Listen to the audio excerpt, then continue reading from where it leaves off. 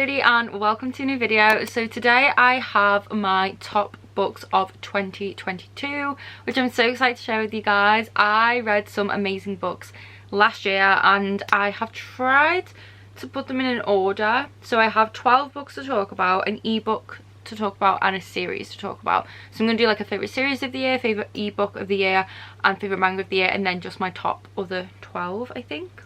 Something like that. So yeah, we do have quite a few books to talk about today and I'm really excited to share them with you all. So although I've tried to put them in order, this isn't an exact ranking and some of these are read a while ago, so yeah, it's going to be kind of all over the place. So we'll start with my favourite ebook of the year. So this is actually a series and I love this series. I flew through it and I would highly recommend this.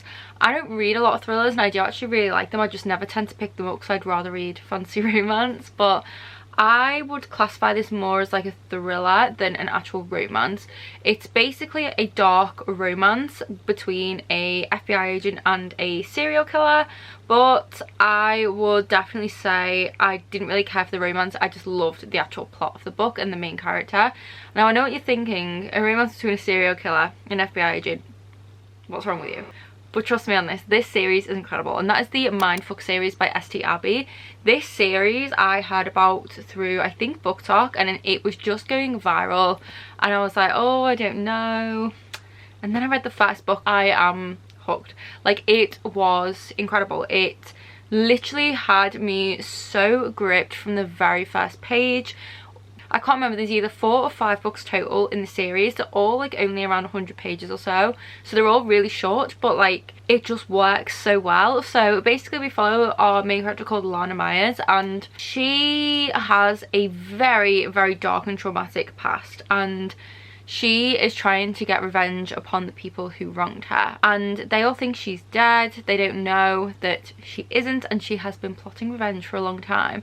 So she becomes a serial killer. She hunts them down one by one and she tortures them. It's very gruesome, and she kills them. And with each book you read, you really do see more into why she's doing this and how friggin' horrendous her past was. Like, what happened to her was so completely horrendous, and there's more to it than that. So we learn all this about her, and it does actually like make you root for her as well. And yeah, so it's basically a story about getting revenge and justice that was never said, and corruption. It's also got romance because we have an FBI agent who's hunting for a serial killer, and it's her, but he doesn't know that, and he meets her and they start getting together. She knows he's an FBI agent and he's looking for her, but he does not know who she is.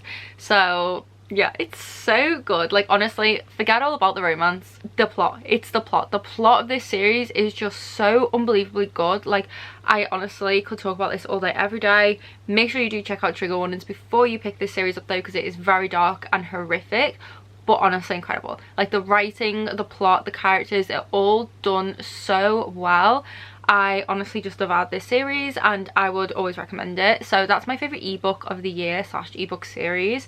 I will come to my favourite series at the end of the video because it's also like technically my top book / books of the year. But let's get into the pile of books. So we have 11 books here. So the 11th book in this pile is my favourite manga of the year, which was Romantic Killer Volume 1. I cannot wait for the rest of the volumes to be translated into English. I think Volume 2 comes out and 3 and 4 this year in 2023. But honestly, this was just so fun, and there is an anime which I have started watching on Netflix, and honestly I just love this so much. I am a massive fan of romance manga, and this one for me was just like everything I like. It had all my favourite tropes. We have this girl and she basically is not interested in boys, and she really is the definition of not like other girls. She has no interest in them. All she has an interest in is chocolate, her cat and gaming, and that's essentially me, but make it books instead of gaming. I mean, yes, I do love Jamie, but all I care about in life is books, chocolate and my cat. So swap the gaming for books, you've got me. It has the kind of forced proximity trope in it as well, and just so many good tropes. And basically this little wizard creature thing comes down and says, you are dedicating your life to the wrong things, you need to find love. And he basically confiscates her cat, her games and chocolate from her, and her parents get sent off to work abroad. She's left alone, and he is kind of engineering situations for her to fall in love with an extremely attractive guy, essentially, and she does not want it one bit, and she's fighting him at every turn. It's so funny. And yeah, there's this guy from her school who everyone's obsessed with, and she ends up crossing paths with him and all of this, and she's trying to make sure that there's no possible way he could ever fall for her. So she does like silly things, like wear like silly cat pajamas and stuff, and like all this stuff. Yeah, it's just a really, really fun, cute manga. It's really, really silly, but I just loved it. It is also in colour as well. But yeah, this was just so much fun. I'm so excited to continue reading the rest of them as they come out. Okay, so the actual books, so my top 10 books. In number 10 we have A Good Girl's Guide to Murder by Holly Jackson. I read this earlier this year. I did film a reading vlog reading this book, and I will link that in the description box. I had such a fun time when I read this, although I do feel like it was slightly overhyped. Like, my expectations were very high for this because of what people say about it. And although I loved it and the plot twists were amazing, it wasn't quite 5 stars for me. It was more of like a low 4. I really, really enjoyed it though. Like, it's still in my top books of the year. This was a really, really good YA thriller. It is a murder mystery. We follow this girl where she is doing a school project where she decides to focus on a murder that happened in her town, where a girl was murdered a few years prior. Someone was convicted of it, and she believes they were wrongly convicted and that the real killer is still walking free. So she decides to do that as her school project, and we follow her as she tries to solve the mystery. She starts her own investigation. There's lots of plot twists. It's just a really, really well done YA thriller. This is definitely though only suitable for older teens. I would never recommend this book to any young teens because there are some very graphic scenes in here. There's mentions of like suicide and stuff, obviously murder, and yes, there's a lot of things in here that are more for older like ages of teens, so not necessarily younger teens.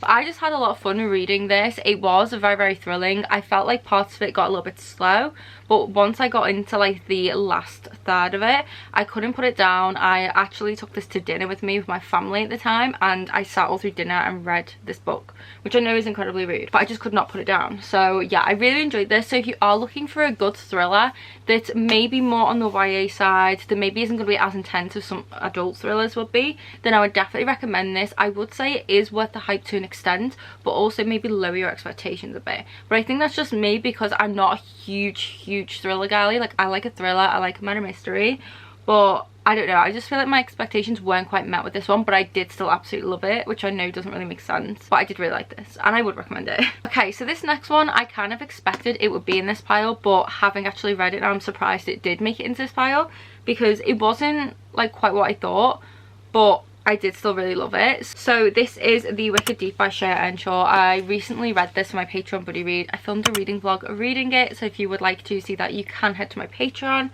But I ended up giving this 4 stars in the end.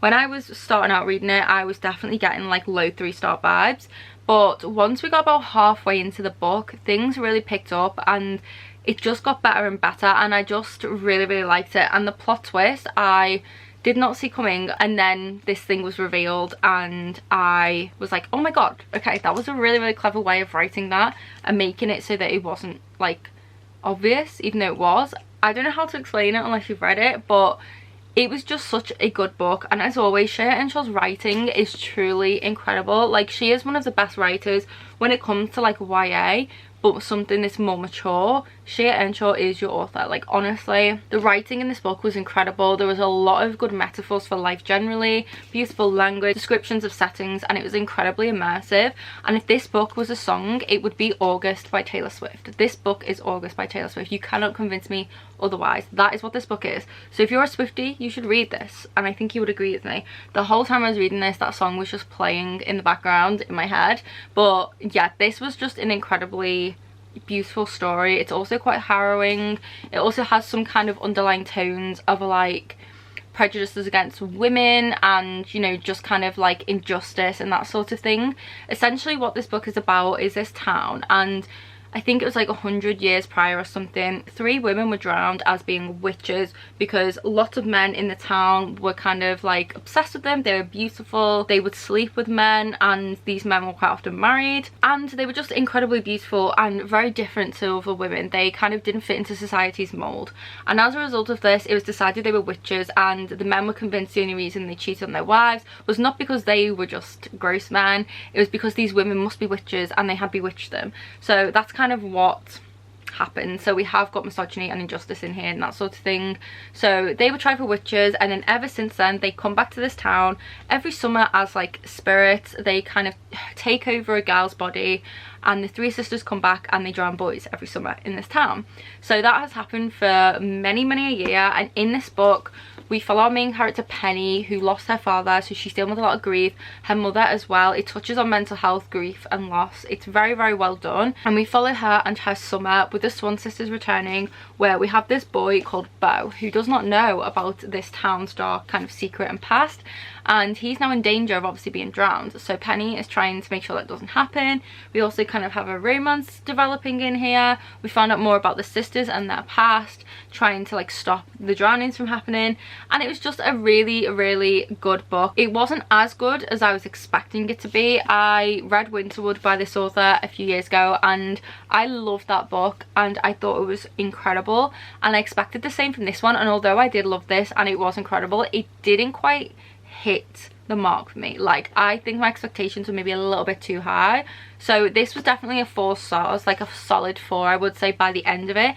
I just feel like it slowed down and got a bit repetitive in the middle, but I honestly loved this book. Like, it's just a really eerie and almost atmospheric, small town vibes, like Taylor Swift vibes, and a bit of a romance with a witchy feel to it and superstition and lore. So if you like any of those things, you would definitely like this book, but I did really enjoy it. So this next one is one I read earlier in the year, and that is Love on the Brain by Ellie Hazelwood. So as you can see, I tabbed the crap out of this book. I read this as an arc earlier in the year and I loved it. I preferred this over The Love Hypothesis personally, only because The Love Hypothesis, when I found out that was fan fiction, like Raylo fan fiction, I am not an Adam Driver fan and there is no attraction there, absolutely none for me.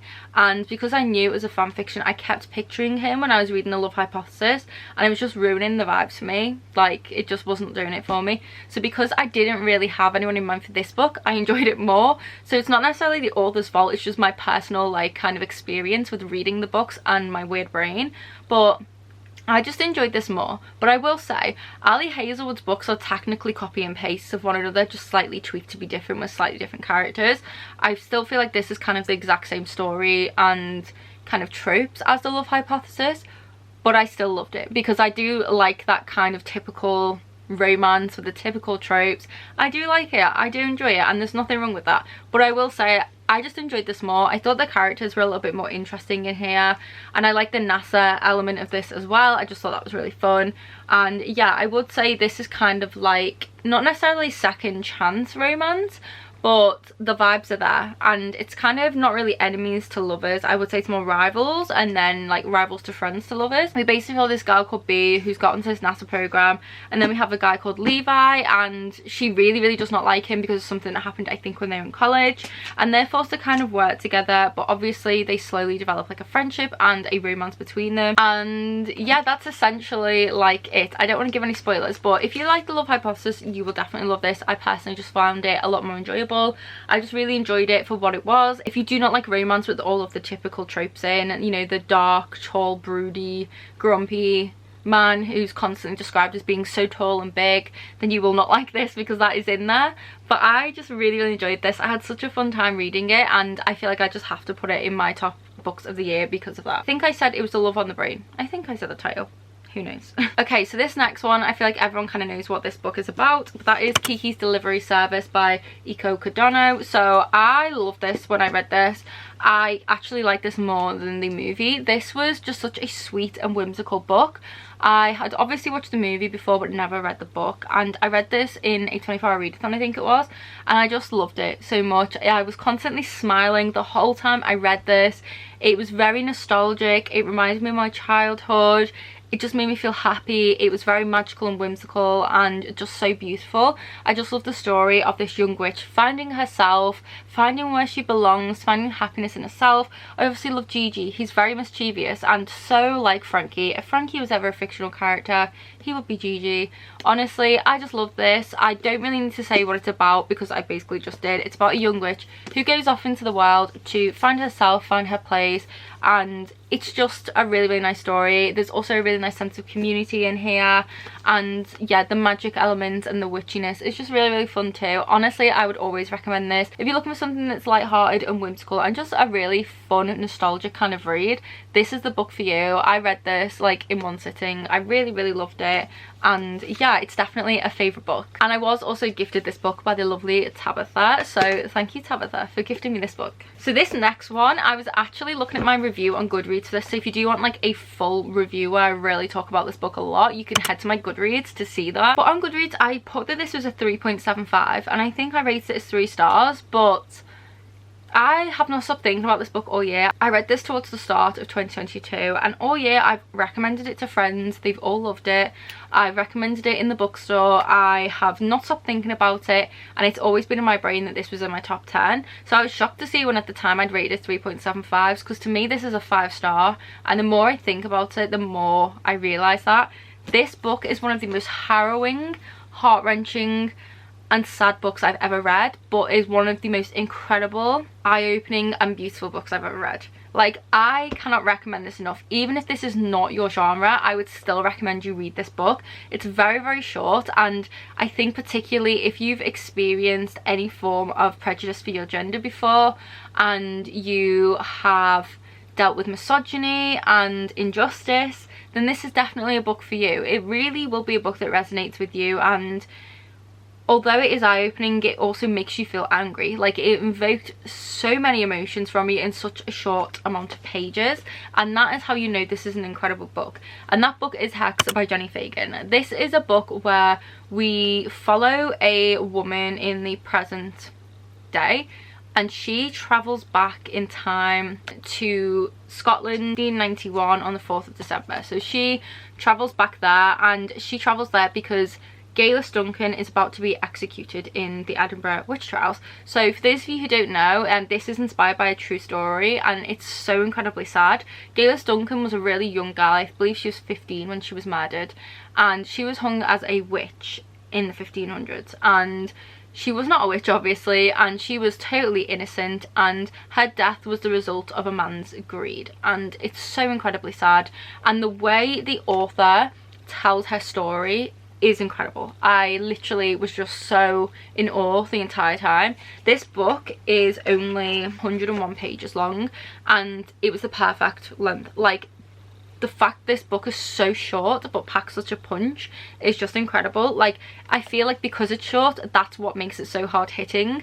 The way the author just writes this piece of history is incredible, and basically our main character is trying to comfort Gaelis in her last night on Earth, essentially, and we find out exactly what happened to Gaelis. So basically I think she was a maid or a servant or something for this man and this woman, and I can't remember exactly, but like a relation of his, so I think it may have been his sister-in-law. She had a large amount of wealth after her husband passed away, and he wanted this wealth for himself. So he decided to use Gaelis to accuse her of witchcraft, and then him and a bunch of other men tortured her in absolutely horrific ways until they basically forced her to say that his sister-in-law was the witch and the head witch of their coven, so that she would also be killed for witchcraft as well, and he could have her fortune. So unfortunately a lot of innocent women died because of a man's greed.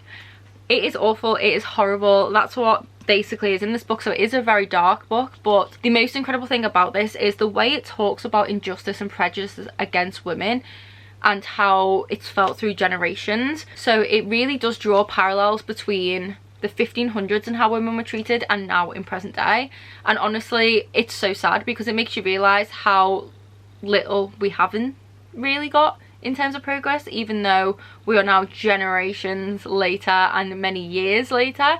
And it makes you draw parallels, and the fact that as a woman I can still relate is very, very sad, and it's very eye-opening, and that's why I think this book is so clever. It also is just nice that it gets Gaelic Duncan's story out there, and although it's a work of fiction, it is inspired by the witch trials. Book, honestly guys, please go and read it. Even if you don't read this kind of thing, if you can read something that is truly awful in terms of it being so sad, then go for it. Obviously don't if this is going to trigger you in any way, because it does mention some horrible things in here, but if you can read this, you should. I will never ever stop recommending this book. I loved it so much. I've never had a book where I felt a physical ache in my chest of sadness and anger. Like, I was so angry and so sad, but it was still like such a worthwhile read. Like, honestly, I know I'm talking about a lot and telling you guys to read it, but I would recommend it. I truly love this book, and I think it's an incredible piece of literature that's going to stay with me for life. I will always think about this book. I've never stopped thinking about it, and I just really, really love this book. Okay, so this next one I really, really adored. I read this quite recently towards the end of 2022, and that is She and Her Cat. This is translated from Japanese. It was originally a manga. I read the manga earlier in 2022. I wasn't too fussed on it. It was like a 3 stars. It was just fun, like nothing really special. 5 stars. So this book was absolutely incredible. I've been recommending this book like crazy at work. I've been telling everyone and their cat to read it, no pun intended. Honestly, this book was just absolutely fantastic in every possible way. I cried at the end, at the epilogue, the way everything tied together. We basically follow 4 different women going through 4 different things in life. So we have grief, love, and all these different things in there, and it encompasses one neighborhood in Japan, and basically these women and their feline companions. So we get the perspective of both the cat and the woman, which I absolutely loved. It was so interesting to see things from the cat's perspective. It was so heartwarming and whimsical and beautiful. It was very emotional. It touches upon grief and loss. There's also lots of other things in here as well, and I just loved it. It was kind of like a slice of a life in a sense, but it was just a really, really incredible story, and it also does touch on like depression and mental health, and I feel like it did that very, very well and represented it very well, and I just cannot recommend this book enough. Like, if you're a cat lover, you'll love this book. If you aren't a cat lover, you will love this book. This book is just so good. It's so fun, yet so deep and hard-hitting at the same time, and the epilogue just made me tear up, because I was just like, wow. Like, just wow.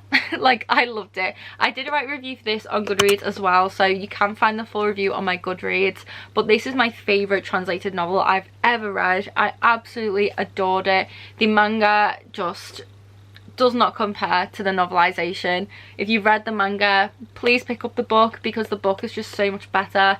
I absolutely adored this, and yeah, I will also always be recommending this to people. Okay, so next we have one that I finished at the very start of 2022. This is actually my favorite audiobook of the year, and also just like my favorite audio book anyway. So, well, this and the first book. So this is the second book in a series, which is the Bridge Kingdom series. This is by Danielle L. Jensen. This is the second book, Traitor Queen.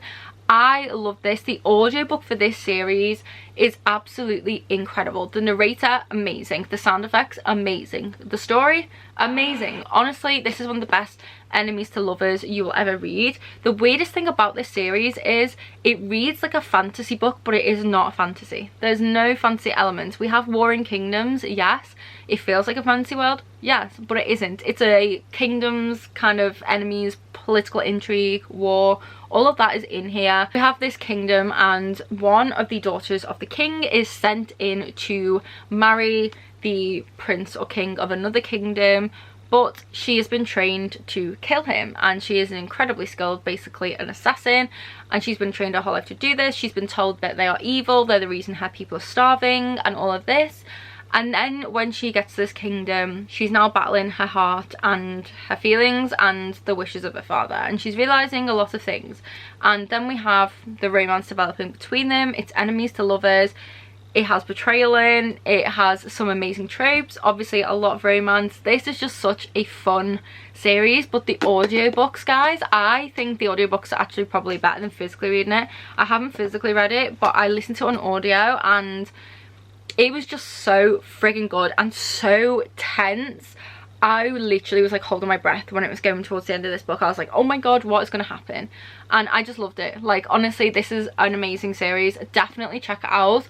I did try to start the third book, but it follows different characters and I was just not feeling it, so I've never actually read it. But the first two books are amazing, but this one I just had to put on my top books of the year because it was just an incredible sequel. Like, sometimes sequels just don't live up to the first book, but this one definitely did. It was so good, and definitely use the audiobooks, I would say, because the audiobooks are just, they are far too good. Okay, so this next one I read during Vampathon, and I did do vlogs during Vampathon, so you can head there to hear my thoughts. I think I also posted a review maybe on my Goodreads, but that is A Diary of Blood by S.T. Gibson. I was really surprised by this book, and pleasantly surprised, I may add. This book was just so incredible, so beautiful, and just so, I don't even have words for it. I expected to like this, but I didn't expect to love it. And this is definitely not my kind of usual read. Like, yes, the Dracula Bride retelling part, yes. The actual kind of like topics it's covering, I wouldn't normally read.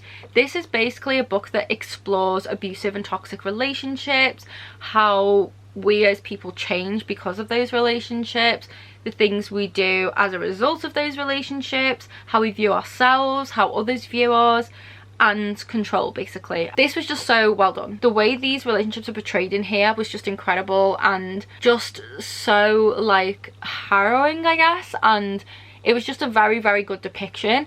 And I really also loved how in this book we're obviously following Dracula's brides, and it's told from the first bride's perspective, going through the different ages in these different parts of the world, hearing about the history and the culture as well was incredible. I felt like it was real. I could picture everything in my head.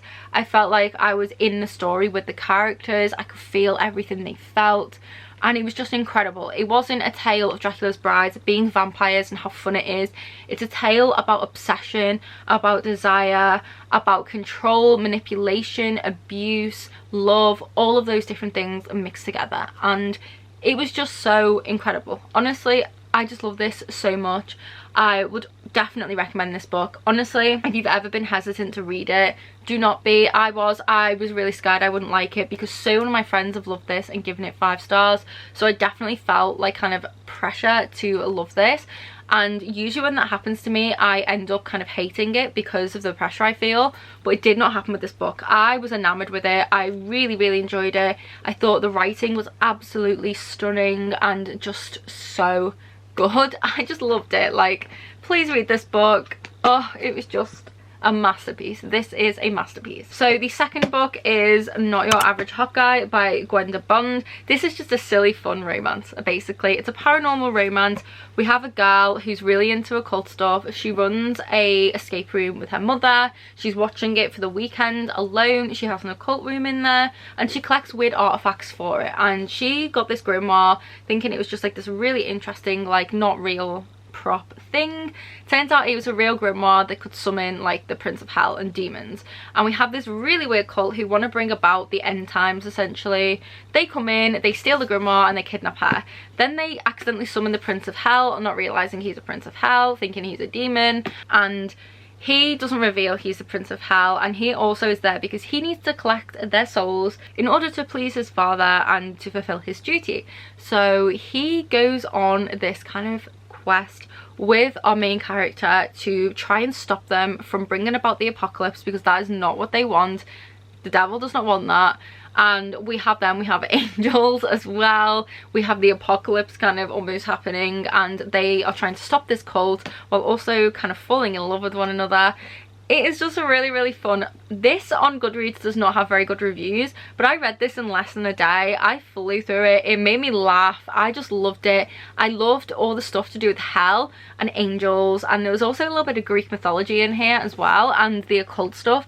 It was just really interesting. If you like anything to do with the occult and stuff and the unknown, you will definitely really enjoy this book. It was just a really fun romance, and it was different to anything I'd read before, and as soon as I finished it, I think I even said in the vlog, like this was in my top books of the year. Like I just really enjoyed it. It was just really silly and fun, and I don't know why so many people don't like it. So it doesn't really have like a lot of spice in it. I think there was a little bit in that, but it was just such a fun read. I really like the characters as well, and I really want to read the second book, and yeah, it was just super fun. I think I also gave this one 5 stars. Okay, so this next one is kind of in a joint place with the series I'm going to talk about in a moment as my favourite book of the year, and I think I've already said in a few videos now that this is my favourite book of the year, and that is Fear the Flames by Olivia Rose Darling. I was very surprised with this book. I knew I would love it, but I did not expect it to be my favourite book of the year or one of my favourite books ever that I've read in the fantasy genre.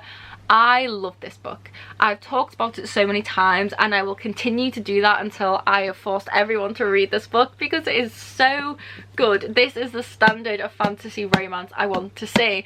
It is amazing. So I have known Olivia, the author, through Instagram for a couple of years now, I think, and she very kindly gave me an e-arc of her book, and it was in my emails and I did not know it was there. I'd totally forgotten about it, which I know is terrible, but it got like mixed in my emails.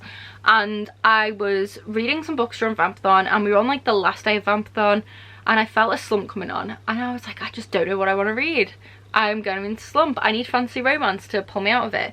And I was scrolling through my emails because I think I had a work thing happening, and I was checking for it in like a folder, and I found the e-arc of this book in there, and I was like, oh, maybe I will actually read that. So I thought I'll just start reading it and I'll see how I get on with it. So I started reading it, and before I knew it, I was like 300 pages in. I had not moved. I hadn't even moved to go to the bathroom, and I was actually just like, oh my god, this is incredible. Like I was just obsessed with it. Obsessed. This book is so good. The e-arc I got was like 800 and something pages long, or like 700 and something, or maybe just under 800, can't remember. It was around 800, and I was like, oh, it's gonna take me a while to read it. I read those 800 pages in less than 24 hours. I could not put this down. I read it while I was on the toilet. I read it while I was making food. I did not put this book down once. I could not stop. I stayed up. I didn't sleep. I had to finish this book. It was that good, and it had been such a long time since a book made me do that. It made me feel happiness, and like it reminded me why I love reading so much, why I love fantasy as a genre so much, and it reminded me like how truly incredible it is that people can create these worlds that we can escape into and find joy, comfort, resonate with the characters, be transported into these fantasy worlds. And I just sat there and I was like, I just love authors. I just love books. I love fantasy. Like it gave me all those feelings. It gave me the same feelings that Sarah J Maas books do whenever I read those, and as you guys know, Sarah J Maas is my favourite author, and it gave me those vibes, and another book has never quite reached that standard for me. It's never quite hit the mark and lived up to those kinds of books, but this one did, and I could not believe it when I finished it. Like I was just in awe. Like I fully loved this. 5 stars. One of the best fantasy romances I've ever read. Everything about this was just done perfectly. It ticked every single box for me. We have the forced proximity trope. We have kind of enemies / rivals to lovers. We have a main character who loves reading smut. A main character who's been through hell and back but has grown as an incredibly strong, independent badass, and you just cannot stop rooting for the character the whole time. I'm not gonna lie, there's some like really dark parts in this book where we are looking back on her past, where she suffered abuse, torture, and many other horrific things. Character development, the world building as well is amazing. It's never too much. It fits perfectly with what's going on in the scene, so it's never just information dump. It fits in what you're reading, and I find that like so hard to do in a lot of fantasy books, but the way the world building was done in here, it was fed to us within the scenes and it had context to it, if that makes sense.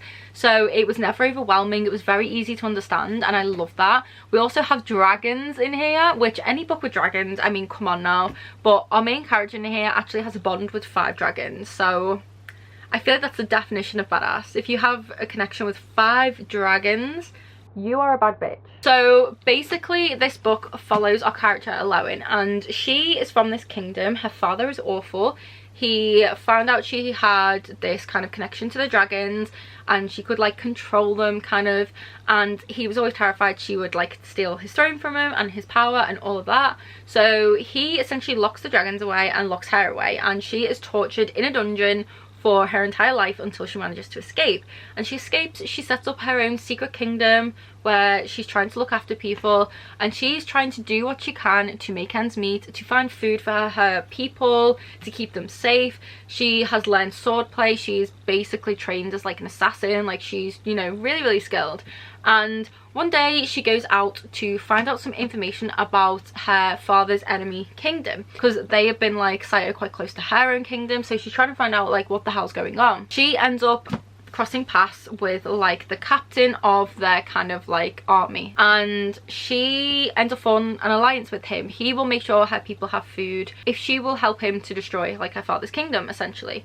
And they end up agreeing. They don't like each other really, but they slowly get to know each other. They kind of become enemies to friends to lovers. We also have found family in here, which, although I don't like Six of Crows as the book, like I DNF'd it, I really like the crows in the show, and it definitely has that vibe. Like that is exactly what it reminds me of, is the main characters from Six of Crows. So if you like Six and Crows, I think you'd really like that in here as well. It definitely has that element. The found family trope in here is amazing. It's so well done. All the characters are really complex in here and very 3D, if you know what I mean. Like they're not plain, they're not two-dimensional in the sense of just having no substance to them. They really do have so many layers and are so well done to the point where you feel connected to these characters, you feel like you know them, and you root for them as a result. And there's also just lots of humor in here, lots of really good writing, lots of relatable lines, and it's just so good. Like honestly, I could sit here and talk about this book all day, and I've probably already talked about it for like 10 minutes, but this is like just a top tier fantasy romance with every possible amazing trope you would want is in here. The one bed trope, all of it, it's in here. Dragons, an incredible main character, all of it is in here. It is so good. I am just obsessed with this book. I need book 2. Like the fact I have to wait for book 2 just makes me so sad. But I will be rereading this book in 2023 because my lovely subscriber and patron Vanessa very kindly gifted me a copy of this book for Christmas in a physical format. So I am so incredibly happy that I have this, and I can't wait to go back and reread it and annotate it. So thank you so much, Vanessa, for gifting me this, because it's just one of my favourite books of all time, let alone 2022. I love this, and I will have Olivia's Instagram link down below along with this book. I know, obviously, like I said, you know, I kind of know her and that she did give me an arc, but honestly, like, these are all my own opinions. And like I said, I was really surprised by how much I love this, and I really would recommend this to you guys. Like, if you guys like the same books that I do, you'll definitely like this one. So yeah, this definitely takes the top spot of the year for me. Like, honestly, just I just want to talk about it all day. It's so good. And can I also just say, like, look at the chapter headings. Oh, I'm just obsessed. Okay, and then the joint kind of first, like, book for the series would be these here, which is Zodiac Academy. So I'm currently reading book 4. I finally decided to pick this series back up again, and oh, I love this series so much. I've spoken about it so much throughout the year. I was so shocked by this, because when I first started reading the first book for my Patreon buddy read, I was not loving it. I was struggling. I tried to read it like 3 different times on my Kindle and physically. I could not get into it. But then once I did, I was like, oh my god, what have I been missing out on all this time? Like, it was so good. I definitely at first felt a bit of like animosity towards it, because I was like, this is just ripping off Harry Potter, like the world of Harry Potter. And as I've read the other books in the series, I realised it's very not Harry Potter. It's definitely its own thing. I love the world and the magic system in here. It's very rooted in astrology as well, which is really cool. The way that is done is amazing. I love how that's embedded into the magic and the world in this book. And we have a whole host of different mythical and like supernatural paranormal creatures in here. We have Pegasus, we have werewolves, we have vampires, dragons, fae, all sorts are in here. Nymphs, you name it, this book has it, which was amazing. We have 2 very incredible strong female main characters, and this is basically about a set of twins called the Vega twins, and they were in the human world, orphaned and not doing so great. And one day this guy comes and he's like, hey, you're the long lost heirs to a throne in this place called Solaria, which is like a magical world. And they're like, get lost, what are you on? And he's like, no, for real, like, you guys need to come with me. You are royalty, like, and there's lots of money for you in this place. And they're like, money?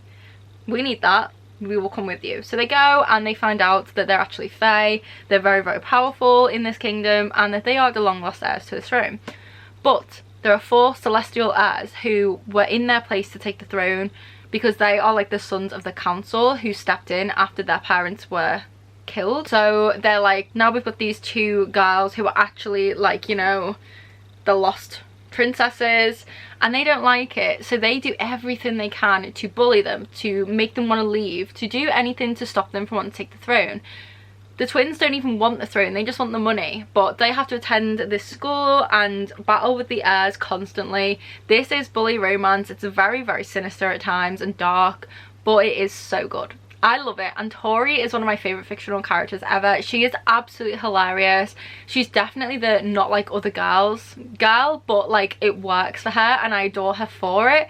It's just so good. And Darius Arcrux, oh, I love him. I love him. I love him. He is giving Wrath a run for his money. I would say he's probably my second favourite fictional love interest after Recent. Yeah, I would have to say that. I don't know what it is. I love a bad boy, and I just love the dynamics in the story and all the different things going on with the heirs. There's lots of different kind of subplots that all kind of connect, and there's like a few different romances going on. We've got like a lot of character growth and just like really, really incredible plot as well. Honestly, I'm probably not doing this series justice, but if you like fantasy, if you like fantasy romance, if you like Harry Potter or anything magical, or like a magical school or school setting, this is the series for you. I really wasn't too keen on it at first, but then I read it. I'm very keen now. It's one of my favourite series ever, and I've not even finished it yet. Like, honestly, just wow. And the 3rd book has been my favourite so far. I'm almost finished with the 4th book, and I'm planning to just carry on reading the rest. I honestly just love this series. I'm so glad that I finally did pick it up in 2022, and it's definitely my favourite series of the year. I will be finishing the rest of the series at the start of 2023. I'm terrified but excited, and I just love this world so much. So yes, definitely go and check out the Zodiac Academy series. I don't even know if I told you guys it was called Zodiac Academy, but it is. It's by Caroline Peckham and Suzanne Valenti, so would highly recommend. 5 out of 5 stars, amazing series. So yes, those are all my favourite books of the year. I know this video was probably really, really long for such a video, but when I am passionate about a book and when I love it, I can't shut up about it, and I cannot stop talking about it and telling you how amazing it is. So I am sorry if I've waffled on a little bit during this video, but I hope you still enjoyed it and you did get some recommendations from me, and I did these books the justice that they deserve, because all of them are absolutely incredible, and I just feel very, very grateful that I'm able to read such good books and that I have access to these books, and that these books exist, and that we live in a world that has books and reading and this form of escapism, because without it, I don't know how I would survive. But yes, I'm gonna go because my camera's about to die. So I'll link everything I've mentioned down below, including the link to my Patreon. That's where you'll find extra content from me, such as reading vlogs, a monthly buddy read, a monthly readathon, live shows, and so much more. It's all on my Patreon. Let me know in the comments what your favourite books of 2022 were. I hope you're all safe and well. I hope you're reading lots of good books, and I'll see you in the next video. Bye!